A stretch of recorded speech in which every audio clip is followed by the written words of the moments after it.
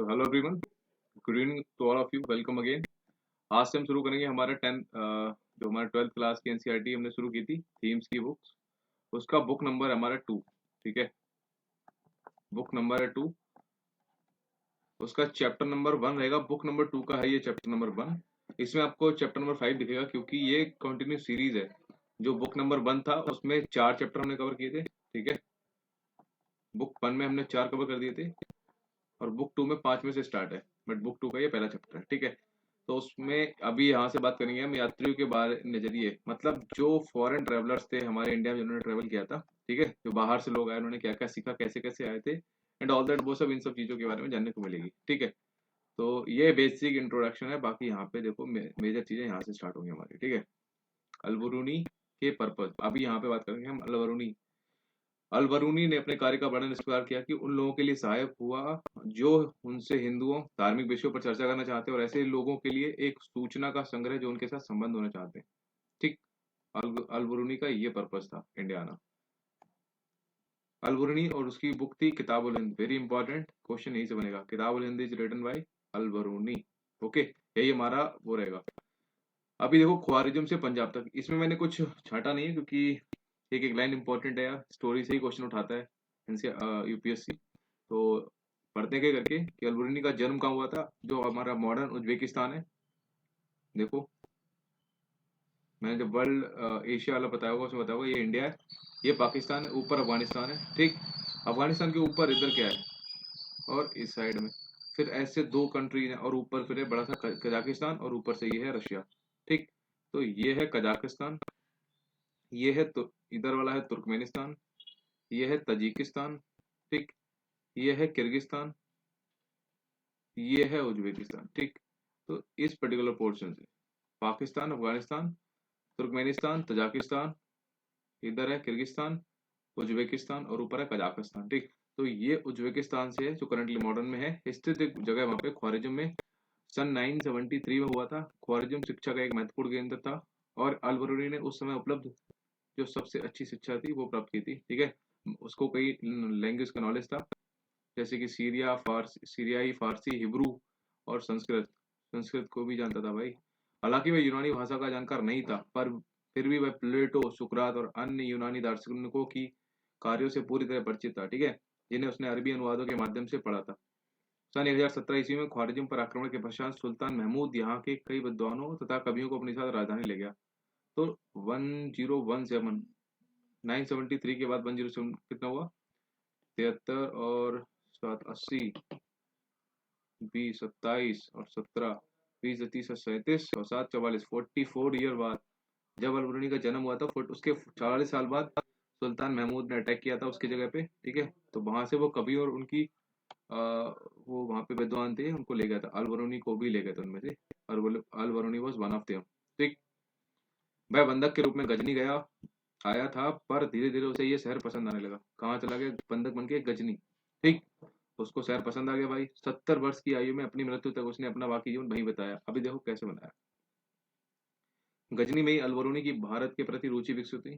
ठीक, यह कोई असामान्य मतलब कोई बड़ी बात नहीं थी। 8वीं शताब्दी से ही संस्कृत में रचित खगोल विज्ञान हमारा जो था, गणित, चिकित्सा संबंधी कार्यों का अरबी भाषा में अनुवाद होने लगा था।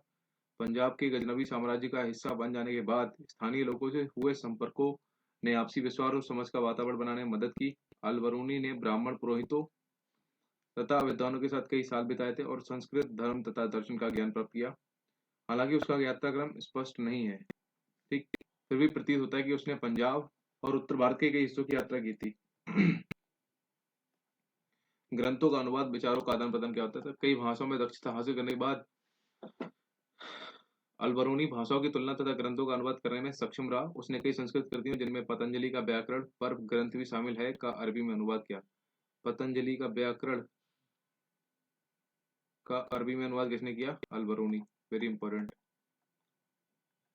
अपने ब्राह्मण मित्रों के लिए उसने यूक्लिड यानी कि एक यूनानी गणितज्ञ के कार्यों को संस्कृत में अनुवाद किया था। उसके लिखने के समय यात्रा वृत्तांत अरबी साहित्य का एक मान्य हिस्सा बन चुके थे। ये वृत्तांत पश्चिम में सहारा रेगिस्तान से लेकर उत्तर में बोल्गा रिवर, आपको बता चुका हूँ मैं। आप मेरी यूरोप की वीडियो देखिएगा जिसमें मैंने वर्ल्ड ज्योग्राफी कंप्लीट की है बाया मैप से, तो उसमें हमने वोल्गा रिवर के बारे में बता चुका हूँ। इसकी इंपॉर्टेंस क्या है, किस ब्लैक सी में कहाँ से कैसे गिरती है वगैरह वगैरह, ठीक है, तथा फैले क्षेत्रों से संबंधित थे। इसलिए हालांकि 1500 ईस्वी से पहले भारत में अलबरूनी को कुछ ही लोगों ने पढ़ा होगा, भारत से बाहर कई अन्य लोग संभवतः ऐसा कर चुके हैं। मापतंत्र विज्ञान मापने के विज्ञान से संबंध रखता है, ठीक है। जो उसकी बुक थी किताब उल हिंद, उसके बारे में अलबरूनी ने लिखी थी है, ठीक है।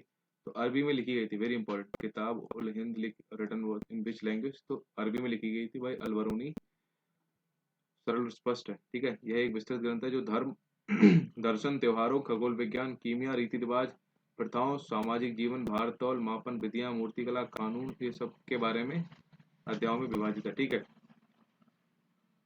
जनरली क्या होता था, अलबरूनी ने प्रत्येक लेसन में एक विशिष्ट शैली का प्रयोग किया, जिसमें आरंभ में एक प्रश्न होता था, ठीक है, मतलब पहले सबसे पहले क्वेश्चन पूछता था, उसके बाद उसका आंसर देता था, फिर संस्कृतवादी परंपराओं पर आधारित वर्णन, और अंत में अन्य संस्कृतियों के साथ एक तुलना करता था, ठीक है। आज के कुछ विद्वानों का तर्क है कि इस लगभग ज्यामितीय संरचना, जो अपनी स्पष्टता तथा पूर्वानुमेयता के लिए उल्लेखनीय है, का एक मुख्य कारण अलबरूनी का गणित की ओर झुकाव था। अलबरूनी गणित की तरफ, मैथ्स की तरफ इंक्लाइन था, ठीक है।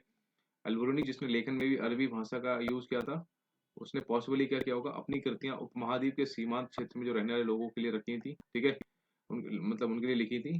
वह संस्कृत, पाली, प्राकृत ग्रंथों के अरबी भाषा में अनुवाद तथा रूपांतरणों से परिचित था। इनमें दंत कथाओं से लेकर खगोल विज्ञान और चिकित्सा संबंधी कृतियां सभी शामिल थीं, पर साथ ही इन ग्रंथों की लेखन सामग्री, शैली के विषय में उसका दृष्टिकोण आलोचनात्मक था, और निश्चित रूप से वह उनमें सुधार करना चाहता था। किसमें?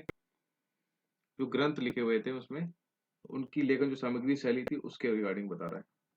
यहाँ पे हिंदू के रिगार्डिंग कुछ बोला गया है कि हिंदू शब्द लगभग 6वीं-5वीं शताब्दी ईसा पूर्व में प्रयुक्त होने वाले एक प्राचीन फारसी शब्द था, जिसका प्रयोग सिंधु नदी इंडस के पूर्व के क्षेत्र के लिए होता था। वहां से निकला था हिंदू वर्ड, ठीक है। अरबी लोगों ने इस फारसी शब्द को जारी रखा और इस क्षेत्र को अल हिंद तथा यहाँ के निवासियों को हिंदी कहा। कालांतर में टर्की जो आए थे, टर्की ने सिंधु से पूर्व में रहने वाले लोगों को हिंदू कहा, जो पूर्व में रहते थे हिंदी, और पूर्व में रहते हैं तो हिंदी प्लस पूरब, तो उन्होंने हिंदू बना दिया। उनके निवास क्षेत्र को हिंदुस्तान तथा उनकी भाषा को हिंदवी कहा, ठीक है। इनमें से कोई भी शब्द लोगों की धार्मिक पहचान का घोतक नहीं था। इस शब्द का धार्मिक संदर्भ में प्रयोग बहुत बात की बात है। चलो, यहाँ पे सिर्फ हिंदू नाम के वर्ड की बात की गई, हमारा रिलीजन है उससे कोई कनेक्शन नहीं था इस टाइम तक, ठीक। अभी देखो इबन बतूता इबन बतूता एक आरंभिक वर्ल्ड ट्रेवलर है। देखो क्या है, इबन बतूता अरबी भाषा में लिखा गया है, ठीक है। किसके द्वारा लिखा गया है? रिहला, सॉरी, इबन बतूता द्वारा अरबी भाषा में लिखा गया उसका यात्रा वृत्तांत है, जिसे रिहला कहा जाता है।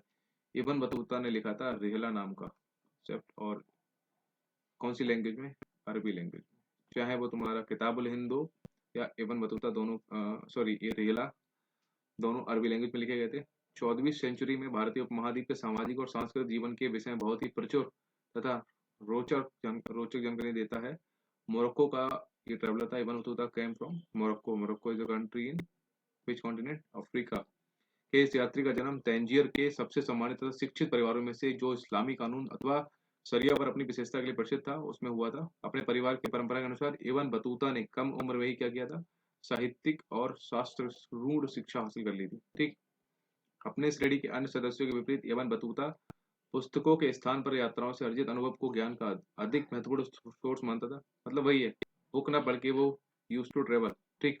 उसे यात्रा करने का बहुत शौक था और नए नए देश और लोगों के विषय में जानने के लिए दूर दूर के क्षेत्रों तक गया, ठीक है। आगे बहुत इंटरेस्टिंग कहानी आने वाली है। 1332 से 1333 में भारत के लिए प्रस्थान करने से पहले वह मक्का की तीर्थ यात्राएं, सीरिया, इराक, फारस, यमन, ओमान और ईस्ट अफ्रीका के कई तटीय व्यापारिक बंदरगाहों की यात्राएं कर चुका था, ठीक। यहाँ पे एक स्टोरी दे रखी है, सॉरी, घोंसले से निकलता पक्षी। तो जो इबन बतूता की बुक है ना, अरबी में लिखी हुई रिहला, उससे ये ले रखा है कि अपने जन्म स्थान तंजीर से मेरा प्रस्थान गुरुवार को हुआ। मैं अकेला ही निकल पड़ा, बिना किसी साथी, यात्री या कारवान के जिसकी टोली में मैं शामिल हो सकूं, लेकिन अपने अंदर एक अति प्रभावी आवेग और इन प्रसिद्ध पुण्य स्थानों को देखने की इच्छा, जो लंबे समय से मेरे अंतःकरण में से थी, उससे प्रभावित होकर इसलिए मैंने अपने प्रियजनों को छोड़ जाने के निश्चय को दृढ़ किया और अपने घर को ऐसे ही छोड़ दिया जैसे पक्षी अपने घोंसले को छोड़ देते हैं। उस समय मेरी उम्र 22 साल थी। भाई साहब 22 साल हम लोग क्या कर रहे हैं, वो देखो घर छोड़ चुका था। इबन बतूता 1354 में घर वापस पहुंचा, ठीक। अपनी यात्रा आरंभ करने के बाद लगभग 30 साल बाद पहुंचा था। 22 में निकला, 30 साल बाद पहुंचाने की 30 तो 52 साल का हो गया था। मध्य एशिया के रास्ते होकर इब्न बतूता सन 1333 में स्थल मार्ग किससे, लैंड रूट से निकला था। अभी हमारा जल रूट नहीं होगा, देखो से सिंध पहुंचा, ठीक है। सिंध का अभी बताओ पाकिस्तान में।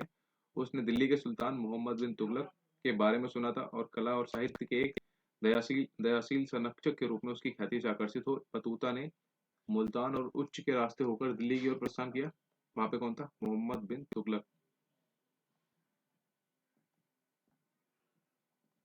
अभी देखो Tughlaq dynasty, sorry Tughlaq dynasty थी हमारी थी, ठीक।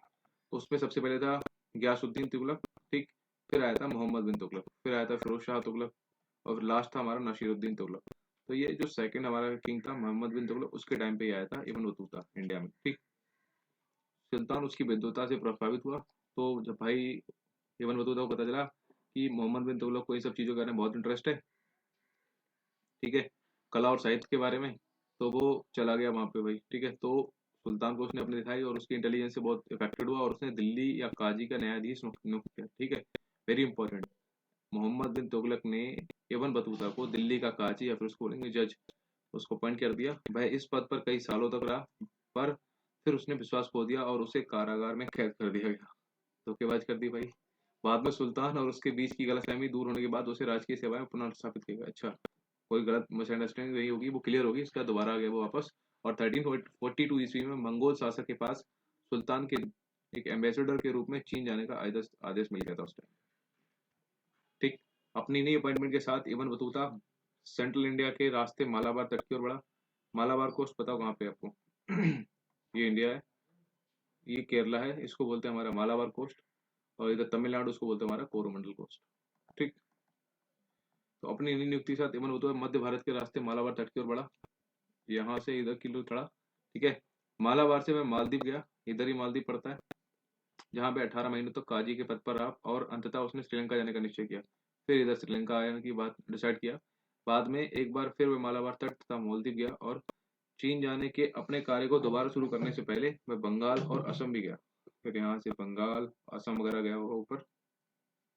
वह जहाज से सुमात्रा गया, सुमात्रा इंडोनेशिया में इधर, और सुमात्रा से एक अन्य जहाज से चीनी बंदरगाह, मतलब चाइना का कोई पोर्ट रहा होगा, उसका नाम था जैतून, ठीक है, जो आज क्यूंझू के नाम से जाना जाता है। वहां पे गया, उसने व्यापक रूप से चाइना में ट्रेवलिंग की और वह बीजिंग तक गया, ठीक। लेकिन वहां लंबे समय तक नहीं रुका। 1347 में उसने वापस अपने घर आने का निश्चय किया।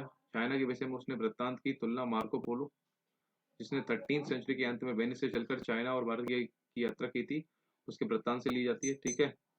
इब्न बतूता ने नवीन, मतलब जो नई मॉडर्न संस्कृतियां, लोग आस्थाएं, उनकी मान्यताओं आदि के विषय में अपने अभिमत को सावधानी तथा कुशलतापूर्वक दर्ज किया। हमें यह याद रखना होगा कि विश्व यात्री 14वीं शताब्दी में यात्राएं कर रहा था, जब आज की तुलना में यात्रा करना अधिक कठिन तथा जोखिम भरा कार्य था। मतलब आज के कंपैरिजन में उस टाइम पे बहुत टफ था। इब्न बतूता के अनुसार उसे मुल्तान से दिल्ली की यात्रा में 40 और सिंध से दिल्ली की यात्रा में लगभग 50 दिन का समय लगा था। दौलताबाद से दिल्ली की दूरी 40 थी, जबकि ग्वालियर से दिल्ली की दूरी 10 दिन में तय की जा सकती। ग्वालियर जो एमपी में है, एमपी माने कि अगर मैं बताऊं ये दिल्ली है तो ये एमपी, यहाँ पे ग्वालियर ऐसे करके इधर 10 डेज लगते थे, और आज तो मतलब कुछ घंटे की बात है। एकाकी यात्री क्या होता है? लंबी यात्राओं में लुटेरे ही एकमात्र खतरा नहीं थे। यात्री ग्राहतुर हो सकता था, बीमार भी हो सकता था, या रिहला से लिया गया एक उदाहरण है।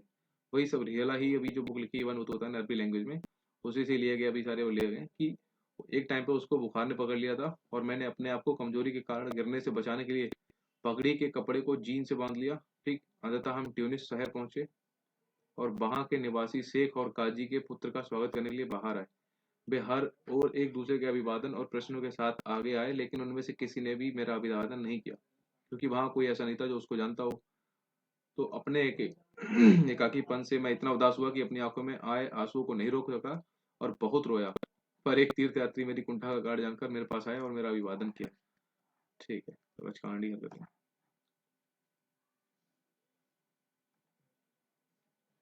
ये सब वही जगह है, लोकेशन दे रखी इसमें। उस टाइम के अकॉर्डिंग बता रहा है कि यात्रा करना अधिक असुरक्षित भी था। इब्न बतूता ने कई बार डाकुओं के समूह द्वारा किए आक्रमण भी झेले थे, यहाँ तक कि वह अपने यात्रियों के साथ कारवां में चलना पसंद करता था। पर इससे भी राजमार्गों के लुटेरों को रोका नहीं जा सकता। मुल्तान से दिल्ली की यात्रा के दौरान उसके कारवां पर अटैक हुआ और उसके कई साथी यात्रियों को अपनी जान से हाथ धोना पड़ा। जो जीवित बच गए भाई, जिनमें इब्न बतूता भी शामिल था, वो बुरी तरह से वुंडेड थे, घायल हो गए थे।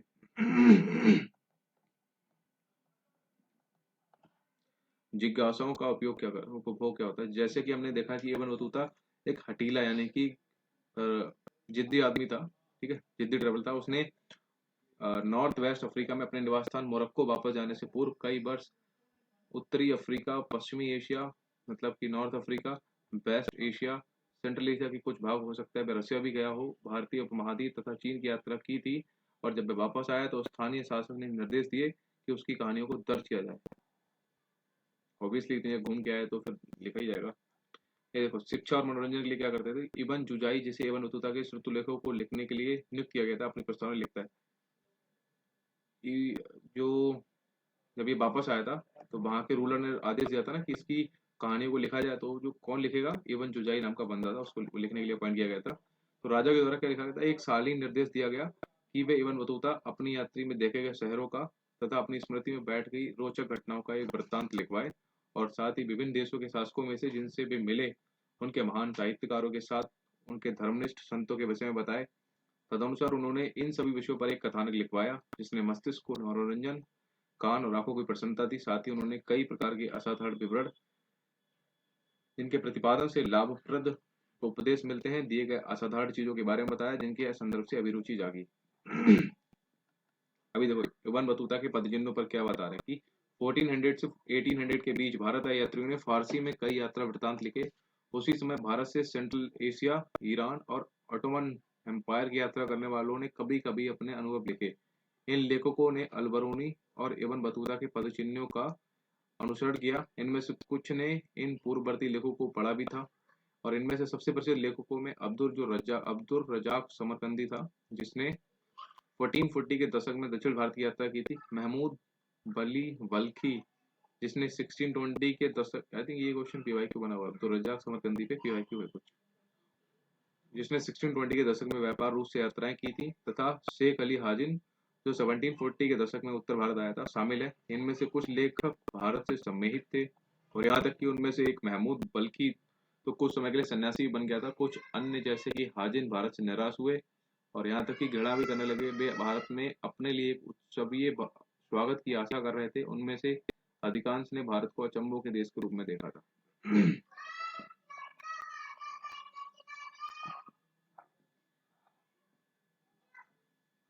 फ्रांसवा वर्नियर एक विशिष्ट चिकित्सक।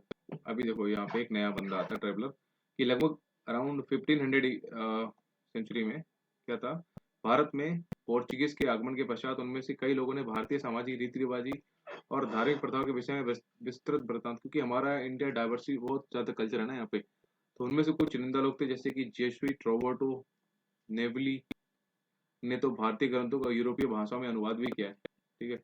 जेसुइट रॉबर्टो नोबली सबसे जो फेमस यूरोपीय राइटर है उसमें एक का नाम है दुआर्ते बरबोसा, ठीक, जिसने साउथ इंडिया में मतलब व्यापार और समाज का एक विस्तृत विवरण किया।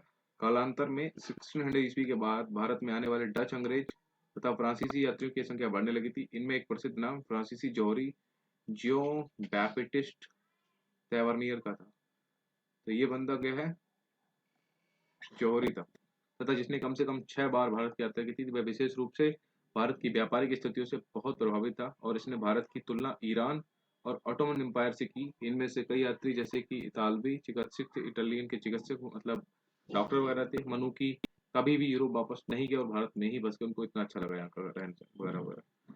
फ्रांस का रहने वाला फ्रांसवा वर्नियर एक डॉक्टर था, ठीक है, राजनीतिक दार्शनिक तथा इतिहासकार था। Just give me a minute ना,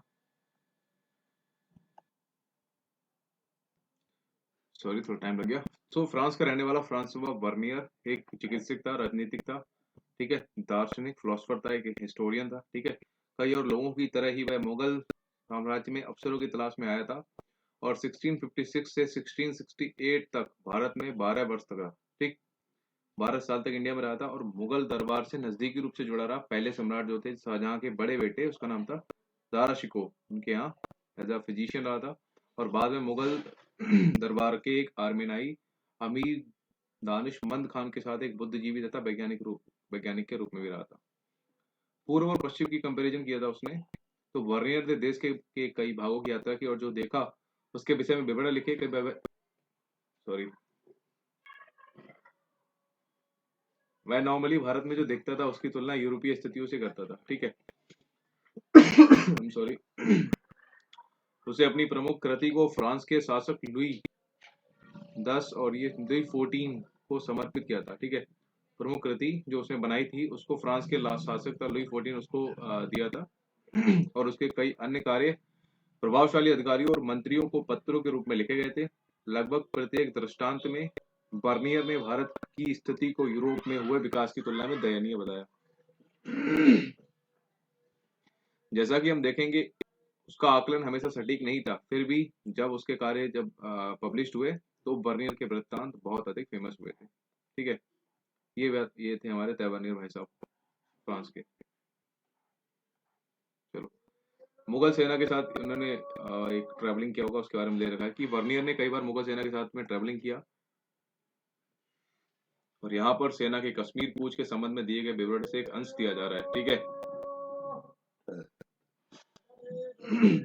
इस देश की प्रथा के अनुसार मुझसे 2 अच्छे तुर्कमान घोड़े देखने की अपेक्षा की जाती है और मैं अपने साथ एक शक्तिशाली फारसी ऊंट तथा चालक, अपने घोड़ों के लिए एक साइस, एक खानसामा तथा एक सेवक जो हाथ में पानी का पात्र लेकर मेरे घोड़े के आगे चलता है भी रखता हूँ। मुझे हर उपयोगी वस्तु दी गई है, जैसे एवरेज आकार का एक तंबू, ठीक है, एवरेज साइज का एक दरी दी गई है, 4 बहुत कठोर और हल्के बेतों से बना एक छोटा सा बिस्तर दिया गया है, एक तकिया, बिछौना, भोजन के समय प्रयुक्त गोलाकार चमड़े के मेजपोश, ठीक है, रंगे हुए कपड़ों के कुछ अंगोछे, नैपकिन, खाना बनाने के सामान से भरे 3 छोटे झोले जो सभी एक बड़े झोले में रखे हुए थे। और यह झोला भी एक लंबे चौड़े और सुदृढ़ दोहरे बोरे तथा चमड़ों के पट्टों से बने जाल में रखा है। इसी तरह इस दोहरे बोरे में स्वामी और सेवकों की खाद्य सामग्री, साम्राज्य कपड़े तथा वस्त्र रखे गए हैं।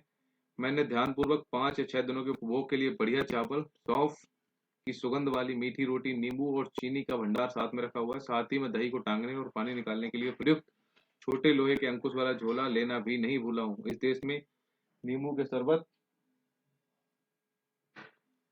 और दही से अधिक ताजगी की भारी वस्तु कोई नहीं मानी, ठीक है। इसके अलावा भारत के विषय में विचारों का निर्माण और प्रसार की बात करते हैं तो भारत के विषय में विचारों का सृजन और प्रसार कर यूरोपीय यात्रियों के वृत्तांतों ने उनकी पुस्तकों के प्रकाशन और प्रसार के माध्यम से यूरोपीय लोगों के लिए भारत की एक छवि के सृजन में सहायता की।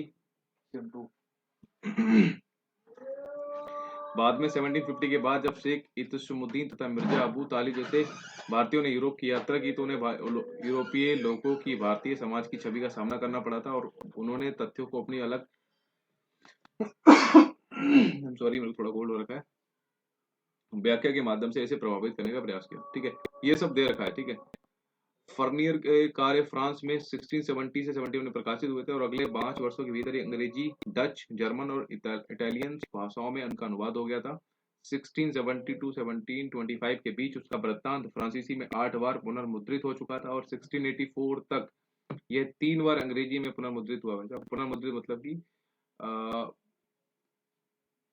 एक तो पुनः मतलब अगेन, मुद्रित मतलब उसको पैसा मिला, तो मनी मतलब बार बार उसको पैसे मिलते होंगे, ऐसे कि होता होगा ये, मतलब जितनी बार उसका अनुवाद यानी कि उसको क्या बोलेंगे, अनुवाद मतलब ट्रांसलेशन होता होगा, उसमें उसको मोनेटाइज किया जाता होगा, ऐसे बोल सकते हो। ये अरबी और फारसी वृत्तांतों जिनका प्रचार हस्तलिपियों के रूप में होता था और जो 1800 से पहले सामान्यतः प्रकाशित नहीं होते थे, कि उसके एकदम उल्टा था, ठीक। यहाँ पे बताते हैं कि एक अपरिचित संसार की समझ अलबरूनी और संस्कृतिवादी परंपरा के बारे में दे रखा है, समझने में बाधाएं और उन पर विजय कैसे प्राप्त की थी। उससे पहले यहाँ पे दे रखा है विशाल पहुंच वाली एक लैंग्वेज के बारे में, कि संस्कृत के विषय में अलबरूनी यह लिखता है कि यदि आप इस कठिनाई संस्कृत भाषा सीखने की जो कि है से पार पाना चाहते तो ये आसान नहीं होगा, क्योंकि अरबी भाषा की तरह ही शब्दों और विभक्तियां दोनों में ही इस भाषा की पहुंच बहुत बड़ी है इसमें एक ही वस्तु के लिए कई शब्द, मूल, व्युत्पन्न दोनों प्रयुक्त होते हैं और एक ही शब्द का प्रयोग कई वस्तुओं के लिए होता है। ठीक है, जिनको अगर आपको प्रॉपरली समझना है तो उसके लिए विभिन्न विशेषक संकेत पदों, मतलब यानी कि जो भी सिंबल्स वगैरह है उनका इस्तेमाल करना पड़ेगा। उनके मीडियम के थ्रू आप एक दूसरे से अलग किया जाना आवश्यक हो सकता है। एक अपरिचित संसार की समझ अल-बरूनी के लिए और उसकी संस्कृतवादी परंपरा के लिए कैसे हुआ था, कि समझने में क्या बाधाएं आई थी और उन पर उसने कैसे करके विजय प्राप्त की थी। जैसे कि हमारे लिए कुछ सिलेबस है जो पहली बार पढ़ रहे हैं, उनको समझने में टफ लगेगा। ठीक, फिर उन पे आपको क्या करना है, विक्ट्री मतलब विजय पानी है। तो जैसे कि हमने देखा है, जो ट्रेवलर्स थे उन्होंने उपमहाद्वीप में जो भी देखा, जनरली उसकी तुलना उन्होंने उन प्रथाओं से की जो जिनसे वे परिचित थे। ऑब्वियसली हम सब वही करते हैं, हम जो भी कुछ पढ़ते हैं हम वही ट्राई करते हैं जो हमने अभी तक फील किया है, फिर लाइफ में कभी तक एक्सपीरियंस किया है, हम उससे कनेक्ट करने की कोशिश करते हैं। ठीक, तो प्रत्येक ट्रेवलर ने जो देखा उसे समझने की एक अलग विधि अपनाई। ठीक है, उदाहरण के लिए अल-बरूनी अपने लिए निर्धारित उद्देश्य में निहित समस्याओं से परिचित था, लिमिटेड ही समस्याएं थी। उसने कई अवरोधों की चर्चा की है जो उसके अनुसार समझ में बाधक थे। ठीक है, इनमें से पहला जो उसके लिए प्रॉब्लम था वो लैंग्वेज थी। पहला बैरियर लैंग्वेज था। And according to him Sanskrit, अरबी और फारसी से इतनी भिन्न थी कि विचारों और सिद्धांतों को एक भाषा से दूसरी में अनुवादित करना आसान नहीं था। उसके द्वारा जो मार्ग दूसरा अवरोध धार्मिक व्यवस्था और प्रथा में वेरिएशंस थी। उसके अनुसार तीसरा अवरोध अभिमान था। यहाँ रोचक बात यह है कि इन समस्याओं की जानकारी होने पर भी अल-बरूनी लगभग पूरी तरह से ब्राह्मणों द्वारा रचित कृतियों पर आश्रित रहा। ठीक, मतलब ये जो प्रॉब्लम थी उन्होंने उसने उसका सोल्यूशन भी मिल गया। Still he was dependent on the particular जो लोकल पीपल थे उन पर डिपेंडेंट था। उसने भारतीय समाज को समझने के लिए अक्सर वेद पुराण, भगवद गीता, पतंजलि की कृतियों और मनुस्मृति आदि से अंश उद्धृत किए। ठीक, अल-बरूनी का जाति व्यवस्था का विवरण दे रखे हैं कि अल-बरूनी ने अन्य समुदायों में प्रतिरूपों की खोज के माध्यम से जाति व्यवस्था को समझने और व्याख्या करने का प्रयास किया। उसने लिखा कि प्राचीन फारस में 4 सामाजिक वर्गों को मान्यता थी: घुड़सवार और शासक वर्ग, भिक्षु, अनुष्ठायिक, पुरोहित, चिकित्सक, खगोलशास्त्री और अन्य वैज्ञानिक, और अंत में जो एग्रीकल्चरल थे, शिल्पकार थे। दूसरे शब्दों में यह दिखाना चाहता था कि जो सामाजिक वर्ग केवल भारत तक ही सीमित नहीं थे, बल्कि इसके साथ ही उसने ये दर्शाया कि इस्लाम में सभी लोगों को समान माना जाता था और उनमें भिन्नताएं केवल धार्मिकता के पालन में थी। ईश्वरी जानता उसके रिगार्डिंग बताया गया कि यात्री हमेशा उन्हें बताई गई बातों पर विश्वास नहीं करते थे। ठीक,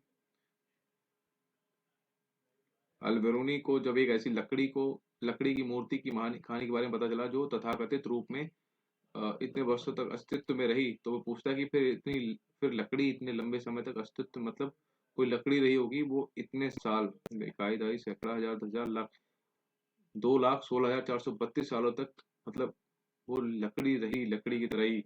तो और स्पेशली उस जगह पे जहाँ पर हवा भी है, मिट्टी भी है और ह्यूमिडिटी भी है। तो उसके रिगार्डिंग वो बोलता है अल-बरूनी कि भाई उसके लिए तो ईश्वर ही जानता होगा। ठीक, तो जाति व्यवस्था के संबंध में ब्राह्मणवादी व्याख्या को मानने के बावजूद अल-बरूनी ने अपवित्रता की मान्यता को स्वीकार किया, और सॉरी अस्वीकार किया। उसने लिखा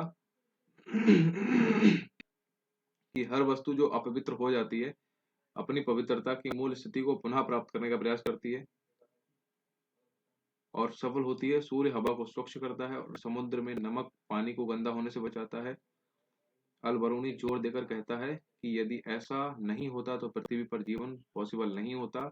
उसके अनुसार जाति व्यवस्था में सन्निहित अपवित्रता की अवधारणा प्रकृति के नियमों की विरुद्ध थी। ठीक, वर्ण व्यवस्था का उन्होंने ले रखा है कि अल-बरूनी वर्ण व्यवस्था का इस प्रकार उल्लेख करता है कि सबसे ऊंची जाति होती है ब्राह्मणों की, जिनके विषय में हिंदुओं के ग्रंथ हमें बताते हैं कि वे ब्राह्मण के सिर से उत्पन्न हुए थे।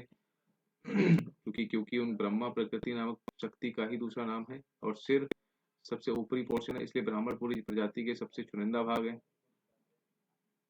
इसके कारण से हिंदू मानव उन्हें मानव जाति में सबसे उत्तम मानते हैं। अगली जाति क्षत्रियों की है, जिनका सर्जन ऐसा कहा जाता है कि ब्राह्मण के कंधों और हाथों से हुआ था। उनका दर्जा ब्राह्मणों से अधिक नीचे है। उनके पश्चात वैश्य आते हैं, जिनका उद्भव ब्राह्मण की जंघाओं से हुआ था। शूद्र, जिनका सृजन उनके चरणों से हुआ था। अंतिम 2 वर्गों के बीच अधिक अंतर नहीं है, लेकिन इन वर्गों के बीच भिन्नता होने पर भी ये एक साथ ही शहरों और गांवों में रहते हैं और सामान घरों और आवासों में मिलजुल कर, मतलब कि ब्राह्मण, ये पोर्शन में बनाओ ह्यूमन बॉडी का स्ट्रक्चर। मुख से हुए थे, आर्म्स, ये थाइस और ये फीट। तो इन दोनों की डिफरेंस नहीं है, सेम इधर भी दूरी नहीं है। ये लोग मिलजुल के रहते हैं बट ये लोग नहीं रहते, स्पेशली ये जो ब्राह्मण कम्युनिटी उन्होंने बताया है एज पर द अलबरूनी। मैं नहीं कह रहा हूँ भाई, ये ब्राह्मण अलबरूनी कर रहा है, तो वैसा बता रहा है कि ये नहीं मिलकर रहते हैं, ये रहते हैं अभी भी। तो जैसा कि हमने देखा जाति व्यवस्था के विषय में अलबरूनी की विवरण उनके उसके नियामक संस्कृत ग्रंथों के अध्ययन से पूरी तरह से गहनता से प्रभावित था। इन ग्रंथों में ब्राह्मणों के दृष्टिकोण से जाति व्यवस्था को संचालित करने वाले नियमों को प्रतिपादन किया गया था, लेकिन वास्तविक जीवन में यह व्यवस्था इतनी भी कड़ी नहीं थी। उदाहरण के लिए अत्यंत शाब्दिक रूप में व्यवस्था से परे नामक श्रेणियों से सामान्यतः यह अपेक्षा की जाती थी कि वे किसानों और जमींदारों के लिए सस्ता श्रम उपलब्ध करें। दूसरे शब्दों में, हालांकि ये अक्सर सामाजिक प्रताड़ना का शिकार होते थे, फिर भी इन्हें आर्थिक तंत्र में शामिल किया जाता था। ठीक, इसके अलावा बताऊं तो आपको 1 आवर हो गया है। अभी अगला मैं अगली वीडियो में कवर कर दूंगा, ठीक है, लंबा हो जाएगा नहीं तो वीडियो आप फिर इंटरेस्ट नहीं लोगे।